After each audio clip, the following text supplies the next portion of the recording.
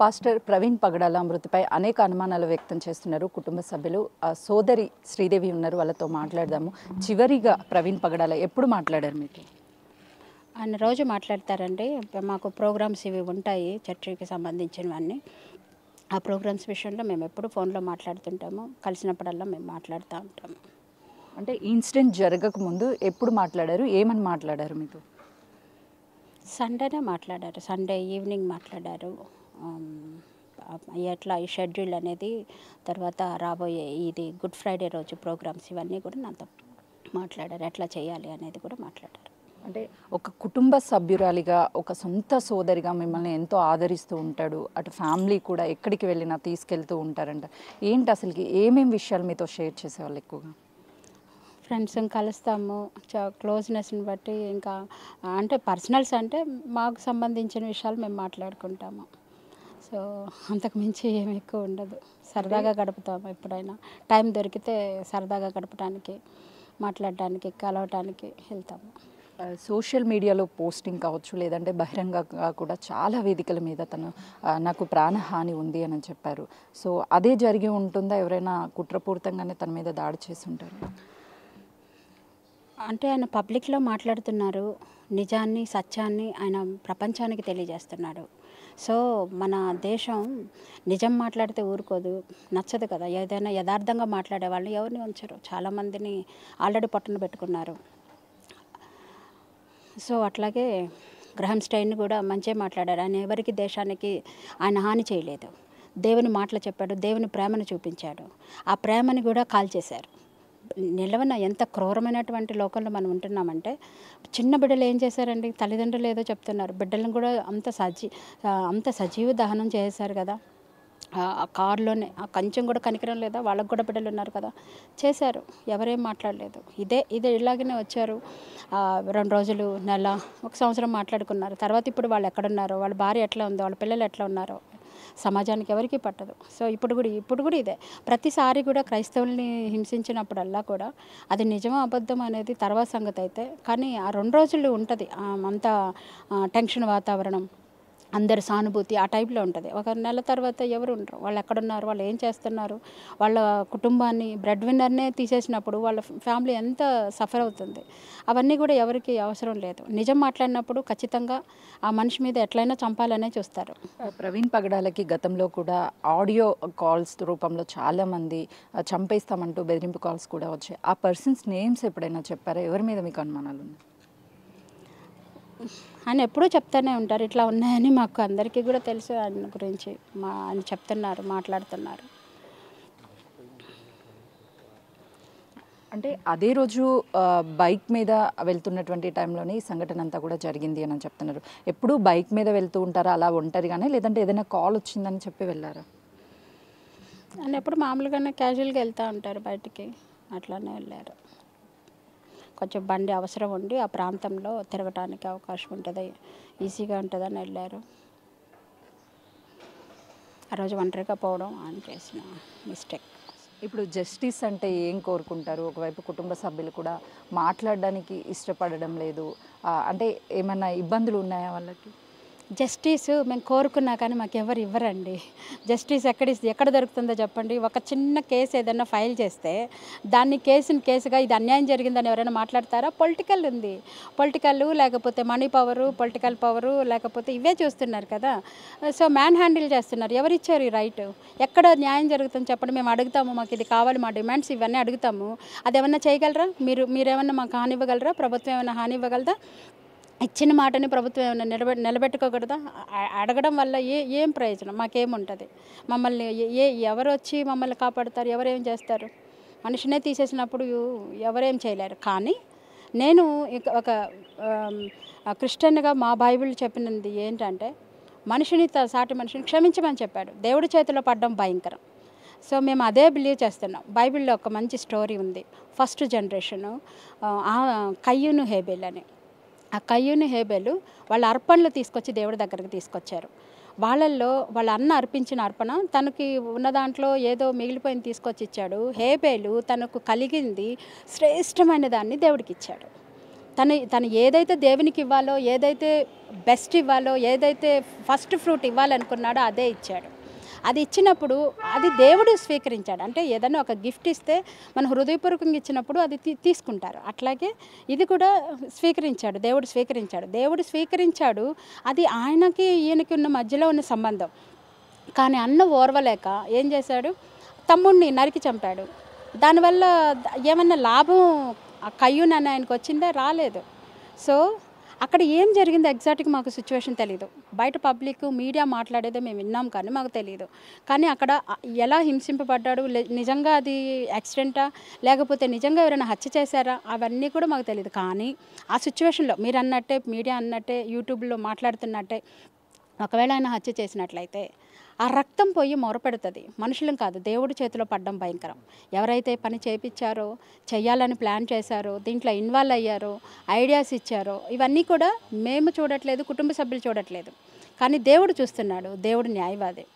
అది మనం చేసింది మన మన బిడ్డలు ఆ శాపాన్ని అయితే కొని తెచ్చుకోవాలి. కాబట్టి మేము తీసుకుంటే అది కొంచెమే ఉంటుంది. కానీ దేవుడి చేతిలో పడ్డం అనేది భయంకరం. మేమేం చేయగలం, మేము ప్రార్థన చేస్తాం. బైబిల్లో ఇంకొక మాట ఉంది, ఇంకొక స్టోరీ ఉంది. అంటే ఇశ్రాయేలు ప్రజలు అమాలేకీయులు యుద్ధం జరుగుతున్నప్పుడు వాళ్ళు ఏమి చేయలేక క్రైస్తవులు అనేవాళ్ళు ఇశ్రాయేలు ప్రజలు చేతులు ఎత్తేశారు, దేవుడి వైపు చేతులు ఎత్తి ప్రార్థన చేశారు. ప్రార్థన చేసినప్పుడు దేవుడు స్వయాన్ని దిగొచ్చి శత్రువుని హతమార్చారు. ఇప్పుడు మేమందరం కూడా మా దైవజనుడి నిమిత్తం మేము కోల్పోయాము, చాలా తీరని లోటు ఇది. మేము కంపల్సరీ మా చేతులు ఎత్తి ప్రార్థన చేస్తాం. ఒకవేళ అదే నిజమైతే, యాక్సిడెంట్ అయితే మేమేం చేయలేము. కానీ ఒకవేళ ఇదే మీరు అనుకున్నట్టు నిజమే అయితే, హత్య అయితే, మేము చేతులెత్తి ప్రార్థన చేస్తాం. మా దేవుడికి మేమేమి మొరపెట్టాలో అది మేము మొరపెడతాం. దేవుడు కార్యం చేస్తాడు. మనుషులు ఏం చేయలేరు. నేను అది రాసుకోండి, మీరు కూడా రాసుకోండి, రికార్డు ఉంది, రాసుకోండి. గవర్నమెంట్ ఏం చేయదు, పొలిటికల్ ఏం చేయదు, పొలిటికల్ లీడర్స్ ఎవరు ఏం చేయరు. ఏదో వచ్చి సానుభూతి కోసం ఇచ్చారు. పెద్ద వాళ్ళందరూ ఎందుకు రాలేదు? అదే ఒక పూజారిని మాట్లాడితే మాత్రం సినిమా యాక్టర్లు అందరు, అంటే వాళ్ళది ప్రాణం, మాది ప్రాణం కాదా?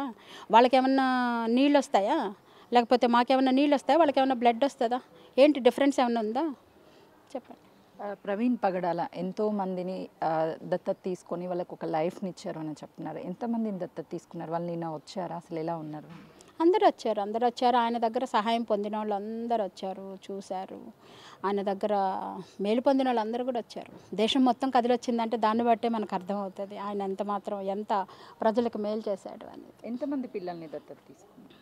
చాలామందినండి తీసుకుంటా ఉంటాడు, వాళ్ళని చదివిపిస్తాడు, వెళ్తారు. ఆయన చిన్నపిల్లలనే కాదు, అన్ని పరిచర్లు చేశాడు ఆయన. అంటే ప్రవీణ్ పగడాల గారు చాలా వేదికల మీద బోధనలు చేస్తూ ఉంటారు. ఆయన చెప్పేటువంటి బోధనలు ఏంటి అసలు?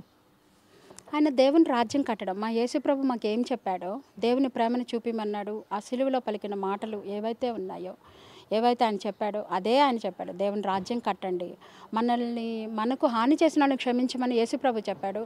మేమందరం కూడా ఆయన్ని సరదాగా పిలుస్తాం యేసుప్రభు తమ్ముడు అని. సో ఆయన యేసుప్రభు తమ్ముడు నిజంగానే అట్లాగనే ఆయన మార్గంలో నడుచుకున్నాడు. ఆయన ఏమైతే చెప్పాడో అది ప్రాక్టికల్గా చేశాడు. మామూలుగా అందరూ ఏదో చెప్తారు, లేకపోతే మాట్లాడతారు, కానీ అవన్నీ కూడా అంతవరకే ఉంటాయి. ఆ పులిపీఠం వరకు లేకపోతే ఆ స్టేజ్ వరకే ఉంటాయి మాట్లాడటానికి. కానీ ఈయన అట్లా కాదు, ఆయన ఏమి చెప్పాడో అది ప్రాక్టికల్గా చేశాడు. అదందరూ ఇంత ఇష్యూ జరిగినప్పుడు అందరూ బయటికి వచ్చారు, జస్టిస్ కావాలి అంటూ నినాదాలు కూడా నిన్న చేశారు. ఇప్పుడు ఫ్యామిలీ వాళ్ళకి ఎంతమంది పిల్లలు, వాళ్ళు ఎందుకు బయటికి రాలేకపోతున్నారు? వాళ్ళ జస్టిస్ని ఎలా ఎక్స్పెక్ట్ చేస్తున్నారు? అదే కదండి, ఇప్పుడు దాకా చెప్పాను. వాళ్ళ పిల్లలు వాళ్ళు రావడం, చిన్న పిల్లలు, వాళ్ళకి లోకమే తెలియదు, వాళ్ళ నాన్నకి ఏమైందో కూడా తెలియదు. అలాంటి చిన్నపిల్లలు వాళ్ళు ఏమొచ్చి, వాళ్ళకి ఏం తెలియాలి, వాళ్ళకేం తెలుసు? వాళ్ళు వచ్చి ఏం కోరుకుంటారు? ఇన్ని మృగాలు కలిసి మా నాన్నని చంపేశారని వాళ్ళ మెమరీలో అది మిగిలిపోవాలా? వాళ్ళ నాన్న వెళ్ళేటప్పుడు హ్యాపీగా వెళ్ళాడు, తిరిగి వాళ్ళ నాన్న ఇంటికి హ్యాపీగా వచ్చి వాళ్ళని హక్ చేసుకుంటాడు అనుకున్నారు. సో వాళ్ళు అందుకే బయటికి రావటానికి, ఈ భయంకరమైనటువంటి క్రూరులు మృగాలు పక్కనే ఉన్నాయి, పక్క బల్లిపోట్లు పొలిసిన వాళ్ళు కూడా ఉన్నారు. సో ఇంతమంది ఉన్నప్పుడు వాళ్ళు ఏం కోరుకుంటారు? వాళ్ళకి అన్నీ తెలుసు కదా. వాళ్ళు ఏం కోరుకుంటారు. వైఫ్ చాలా సందర్భాలలో ఎక్కడ ప్రస్తావించినా మీరందరూ కూడా వెళ్తూ ఉంటారు, కానీ వాళ్ళ వైఫ్ ఎప్పుడూ బయటికి రావడం కానీ ఏ వేదికల మీద కూడా కనిపించరు. అంటే తనకి మీడియా ముందుకు రావడం కానీ లేకపోతే బయట ప్రపంచానికి తనని పరిచయం చేయడం కానీ ఇష్టం లేదా, లేకపోతే ఇప్పుడు అసలు ఎందుకు బయటికి రావడం లేదు? తను ఎప్పుడు పబ్లిక్ పర్సన్ కాదండి. తనకి ఎప్పుడు ఇష్టం లేదు పబ్లిక్లో కనపడాలని కానీ పబ్లిక్తో మాట్లాడాలని ఇంట్రెస్ట్ లేదు. తన వరల్డ్ ఈజ్ డిఫరెంట్. సో దాన్ని బ్రదర్ కూడా దాన్ని అది యాక్సెప్ట్ చేశారు. తనకి ఇష్టం లేనిది ఆయన ఏది చెయ్యడు.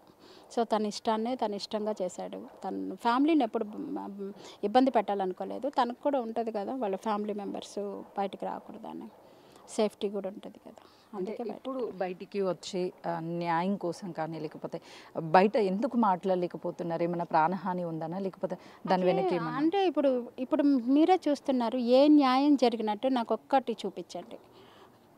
న్యాయంగా జరిగినట్టు నాకు ఒక్కటి చూపించండి. దాన్ని బట్టి మాకు కూడా బయటకు వస్తే మేము నిలబడితే, మేము సమాజంలో నిలబడితే మా పక్షంగా ఇంతమంది ఉన్నారని. ఇప్పుడు అంతమంది ప్రజలు వచ్చారు. నిన్న 2 పాస్టర్లు యాక్సిడెంట్ అయిపోయి చనిపోయారు. వాళ్ళ కుటుంబాలకి ఏం చేస్తారు? ఈ కుటుంబానికి ఏం చేస్తారు? లేకపోతే ప్రజలు వచ్చి ఏమైనా నిలబడతారా? లేకపోతే ఆయనతో కూడా వీరమరణాలు ఏమైనా అవుతారా? ఏం లేదు. సో ఆయన అట్లా యేసుప్రభు కూడా ఇక్కడికి వచ్చాడు. యేసుప్రభు చేయాల్సింది ఆయన ఏం చేయలేదు. ఆయన అందరినీ పాపులను రక్షించాడు.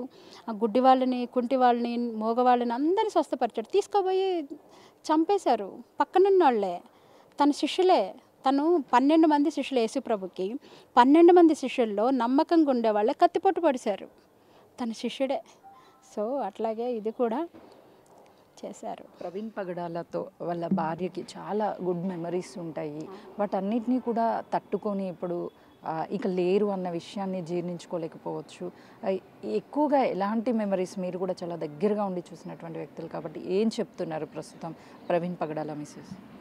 తను బ్యాడ్ మెమరీస్ ఏవైతే ఎప్పుడు జరిగిందో ఈ 24th నుంచి ఆ బ్యాడ్ మెమరీస్ తను పెట్టుకోవాలనుకోవట్లేదు. తన భర్త వెళ్ళేటప్పుడు ఎంత హ్యాపీగా వెళ్ళాడు, ఏ విధంగా వెళ్ళాడు, ఆ సిచ్యువేషన్స్ అన్నీ కూడా తను రీకలెక్ట్ చేసుకొని దానిలో సంతోషిస్తుంది.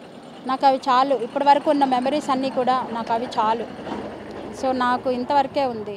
సో తన ఆశయాలన్నింటినీ కూడా నేను నెరవేరుస్తాను, నేను నిలబడతాను, ధైర్యంగా ఇప్పుడు వస్తాను. అంటే ఇన్ని రోజులు తన భర్త సపోర్ట్ ఉంది, తన వెనకాల చేయాల్సిన అవసరం లేకుండా పోయింది. ఇప్పుడు తన భర్త తరపున తను నిలబడాలి, తన పిల్లల కోసం నిలబడాలి కాబట్టి ధైర్యం కలిగే ఉన్నారు. తను ఎక్కడ కూడా ఏమి ఇది చేయలేదు. తన నిన్న కూడా చెప్పారు, దాంట్లో ప్రయోజనం ఏమి లేదు. అందరికీ తెలిసిన నగ్న సత్యం ఇది.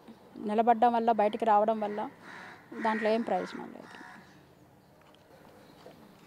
ప్రవీణ్ పగడాల మృతి చెందిన తర్వాత అతను ఎలా చనిపోయారు ఏంటి అనేది మాత్రము యాక్సిడెంట్గా క్రియేట్ చేస్తున్నారు. అసలు ఏం జరిగిందో ఏంటి అనేది ఆ దేవుడికే తెలుసు. ఖచ్చితంగా మాకు దేవుడు న్యాయం చేస్తాడు. ప్రవీణ్ పగడాల భార్య గతంలో బయటికి రాకపోవచ్చు, కానీ ఇప్పుడు తను ఉన్నటువంటి ఆశయాలన్నిటినీ కూడా ముందుకు తీసుకొచ్చి ముందుకు వస్తుంది.